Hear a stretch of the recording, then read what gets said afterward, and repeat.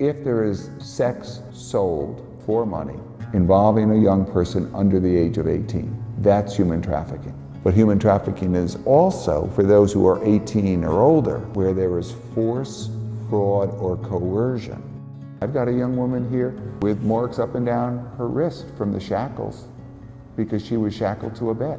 They're being branded, tattooed by their pimps. There are a few girls, and I remember them distinctly, that we go in there, we recover them, and they emotionally break out in tears and are thank you.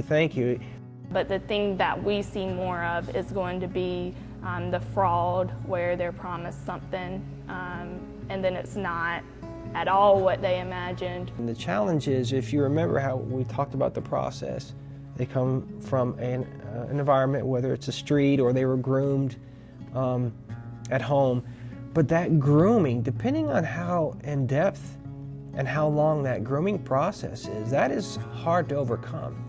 A majority of the girls that we've worked with, they were lured either through social media or someone who pretended to be their boyfriend. Very rarely will the girls self-disclose. They will not say, I've been sold. They never say, I've been sold. They always say, he's my boyfriend, he really loves me, you don't understand, Miss Beth. Made them promises about jobs, whether it's modeling or a music career. We see that avenue a lot more than the forcibly kidnapped. You've been involved in human trafficking.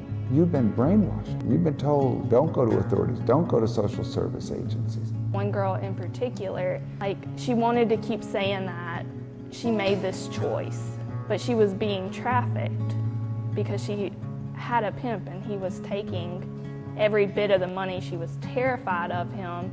He had threatened her, but she still had that mindset that I made that decision to go with him. She had what you'd almost consider a gorilla pimp that beat her all the time, a very aggressive, mean thing, but in her mind, he did that to her because she made mistakes and he loved her, so he was trying to help her be better.